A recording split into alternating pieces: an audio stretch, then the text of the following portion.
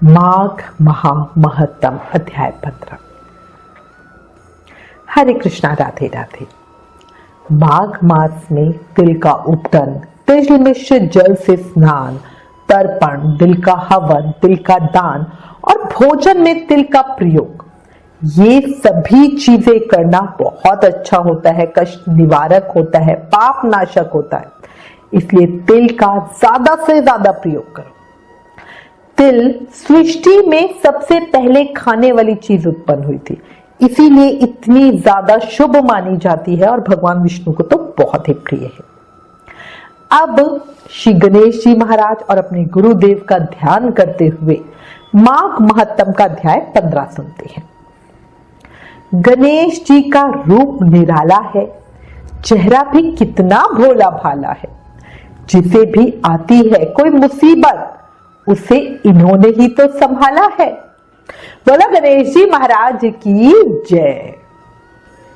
जीवन का पथ कहां से शुरू होता है, ये बात बताने वाला, वो राह दिखाने वाला ही तो गुरु होता है। बोला गुरुदेव महाराज की जय। कल हमने माघ महामहत्तम के अध्याय 14 में गंधर्व कन्याओं और ब्राह्मण पुत्र के पिशाच बनने का प्रसंग सुना। अब उनकी मुक्ति का प्रसंग सुनते हैं। पिशाच रूपी ब्राह्मण पुत्र अग्निप के पिता वेदनिधि ब्राह्मण ने जब लोमेश ऋषि से उनके पिशाच रूपी पुत्र तथा पिशाचनी रूपी गंधर्व कन्याओं के श्राप से मुक्ति के लिए प्रार्थना की, तो लोमेश ऋषि कहने लगे कि यदि ये सब मेरे साथ नियम पूर्वक माघ स्नान करें तो ये श्राप से छूट जाएंगे। शुभ तीर्थ में माघ स्नान करने से श्राप का फल नष्ट हो जाता है। 7 जन्मों के पापों के साथ इस जन्म के सभी पाप माघ मास में तीर्थ स्थान पर स्नान करने से नष्ट हो जाते हैं। माघ मास में स्नान करने से अवश्य ही मोक्ष मिलता है। राजसूय और अश्वमेघ यज्ञ से भी अधिक फल माघ मास में स्नान का होता है। अतः इन सब के द्वारा किए पापों के नाश के लिए माघ स्नान क्यों न किया जाए। पिशाच, पिशाचनी तथा ब्राह्मण वेदनिधि सब लोमेश ऋषि की बातों को बहुत ध्यान से सुन रहे थे। इसके बाद लोमेश ऋषि कहने लगे कि पूर्व काल में अवंती देश में वीरसेन नाम का एक राजा था। उसने नर्मदा के किनारे राजसूय यज्ञ किया और अश्वमेघ यज्ञ भी किया। इन यज्ञों में यज्ञशाला के खंभे सोने के बनाए गए। ब्राह्मणों को बहुत अन्न का दान किया गया और बहुत सी गायें, सुंदर वस्त्र और सोने के आभूषण भी दान दिए गए। वो राजा देवताओं का भक्त और बहुत दान करने वाला था। उसी के राज्य में भद्रक नाम का एक ब्राह्मण था जो अत्यंत मूर्ख, कुलहीन, कृषि करने वाला, दुराचारी तथा अधर्मी था। वह भाई बंधुओं का त्यागा हुआ इधर उधर घूमता हुआ देव यात्रियों के साथ प्रयाग में आया और माघ में उनके साथ 3 दिन तक स्नान किया। वो 3 दिन में ही निष्पाप हो गया और फिर अपने घर चला गया। दैव योग से वो भद्रक नाम का ब्राह्मण और वीरसेन राजा दोनों एक ही दिन मृत्यु को प्राप्त हुए। इसके बाद उन दोनों को एक साथ इंद्रलोक में मैंने देखा। तेज, रूप, बल, स्त्री, वस्त्र और आभूषणों में दोनों समान थे। मैंने अपनी दिव्य दृष्टि से उन दोनों के कर्मों को देखा तो माघ स्नान के महत्व को भली भांति समझ गया, क्योंकि सिर्फ 3 दिन के स्नान से वो मूर्ख ब्राह्मण भी मुक्ति को पा गया। ऐसे में माघ स्नान और उसके महत्तम का और क्या कहा जाए। राजसूय यज्ञ करने वाला स्वर्ग का सुख भोग कर अपने पुण्य कर्म खत्म होने पर फिर जन्म लेता है, परंतु संगम में माघ स्नान करने वाला जन्म मरण के चक्र से ही मुक्त हो जाता है। गंगा और यमुना के संगम की हवा के स्पर्श से ही बहुत से दुख नष्ट हो जाते हैं। अधिक क्या कहा जाए, और किसी भी तीर्थ में किए गए पाप माघ मास में प्रयाग में स्नान करने से ही नष्ट हो जाते हैं। इसके बाद ऋषि लोमेश ब्राह्मण वेदनिधि से बोले, अब मैं तुम्हें पिशाच मोचन नाम का एक पुराना इतिहास सुनाता हूँ। इस इतिहास को ये कन्याएं और तुम्हारा पुत्र भी ध्यानपूर्वक सुने, इससे इनको स्मृति प्राप्त होगी। पुराने समय में देवद्युति नाम का एक बड़ा गंभीर और वेदों का पारंगत एक वैष्णव ब्राह्मण था।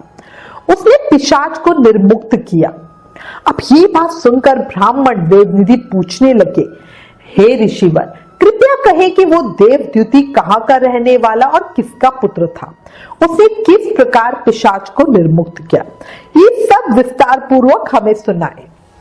अब ये सुनकर लोमेश ऋषि मुस्कुराते हुए बोले, हे ब्राह्मण श्रेष्ठ, ध्यान से सुनो। किलपज्ञ से निकली हुई सुंदर सरस्वती के किनारे पर उस ब्राह्मण देवद्युति का स्थान था। जंगल के बीच में पुण्य जल वाली सरस्वती बहती थी। वन में अनेक प्रकार के पशु भी विचरते थे। उस ब्राह्मण के श्राप के भय से पवन भी बहुत सुंदर चलती थी और वन चैत्र रथ के समान था। उस जगह वो धर्मात्मा देवद्युति रहता था। उसके पिता का नाम सुमित्र था और वह लक्ष्मी के वरदान से उत्पन्न हुआ था। वह सदैव आत्मा को स्थिर रखता, गर्मी में अपने नेत्र सूर्य की तरफ रखता, वर्षा में खुली जगह पर तपस्या करता, हेमंत ऋतु में सारस्वत सरोवर में बैठता और त्रिकाल संध्या करता। वो ब्राह्मण जितेंद्रिय और सत्यवादी भी था। अपने आप गिरे हुए फल और पत्तियों का भोजन करता था। उसका शरीर सूखकर हड्डियां मात्र रह गई थी। इस प्रकार उसको तप करते हुए वहां पर 5000 वर्ष बीत गए। तप के प्रभाव से उसका शरीर अग्नि के समान प्रज्वलित था। विष्णु जी की प्रसन्नता से ही वो सब कर्म करता। दधीची ऋषि के वरदान से वो शेष वैष्णव हुआ। उस समय उस ब्राह्मण ने वैशाख महीने की एकादशी को हरि का पूजन कर उनकी सुंदर स्तुति की और विनती की। और उसकी विनती सुनकर भगवान उसी समय गरुड़ पर चढ़कर उसके पास आए। चतुर्भुज रूप, विशाल नेत्र, मेघ जैसा स्वरूप, ऐसे भगवान को देखकर प्रसन्नता के मारे उसकी आंखों में से आंसू भर गए और कृतकृत होकर उसने भगवान को प्रणाम किया। उसने अपने शरीर को भी याद ना रखा और भगवान के ध्यान में लीन हो गया। तब ब्राह्मण ने कहा कि हे देवद्युति, मैं जानता हूं कि तुम मेरे परम भक्त हो। मैं तुमसे अति प्रसन्न हूं, तुम वर मांगो। इस प्रकार भगवान के वचन सुनकर प्रेम के मारे लड़खड़ाती हुई वाणी में वो कहने लगा कि हे देवादिदेव, अपनी माया से शरीर धारण करने वाले आपका दर्शन देवताओं को भी दुर्लभ है। अब आपका दर्शन भी मुझे हो गया, तो मुझे और क्या चाहिए? मैं सदैव आपकी भक्ति में लगा रहूं, बस ये कहिए। भगवान उसके वचन सुनकर कहने लगे कि ऐसा ही होगा, तुम्हारे तप में कोई बाधा नहीं पड़ेगी। तुम्हारे इस स्तोत्र को सुनकर मैं बहुत प्रसन्न हुआ। जो मनुष्य तुम्हारे कहे इस स्तोत्र को पढ़ेगा सुनेगा, उसकी मुझ में अचल भक्ति होगी और उसकी ज्ञान में परम निष्ठा होगी। माघ महामहत्तम अध्याय 15 समाप्त। किसी ने क्या खूब कहा है, अपने दुर्भाग्य को बदलने के लिए कर्मों का ऐसा तूफान लाओ कि सौभाग्य को भी आपकी तरफ दौड़ा चलाना पड़े। क्यों सही कहा? किसी का बुरा मत करो, क्योंकि जो आज हम कर रहे हैं वो ब्याज समेत हमें ही कल वापस मिलेगा। इसलिए हर समय हर पल हर किसी के साथ वैसे ही करो जैसा आप औरों से अपने लिए चाहते हो। हमारे कर्म बीज की तरह होते हैं, हम जो आज बो रहे हैं उसी का फल कल पाएंगे। सही कह रही हूं? इसलिए अभी भी समय है, सब ठीक कर लो और हर समय हर पल हर सांस के साथ प्रेम से मन से भाव से नाम जाप करते रहो। हरे कृष्ण कृष्ण कृष्ण हरे हरे, हरे राम राम राम हरे हरे। याद रखो, कलयुग केवल नाम आधार। सिर्फ नाम जाप से ही कृष्ण प्रेम, भक्ति, मुक्ति, शक्ति सब पाई जा सकती है। अंत में एक रिक्वेस्ट है, प्लीज इन वीडियोस को अधिक से अधिक शेयर करें। माघ मास के प्रभाव को सबको बताओ, अपने शास्त्रों का ज्यादा से ज्यादा प्रचार करो। Please like, share and subscribe. Thank you. Hare Krishna.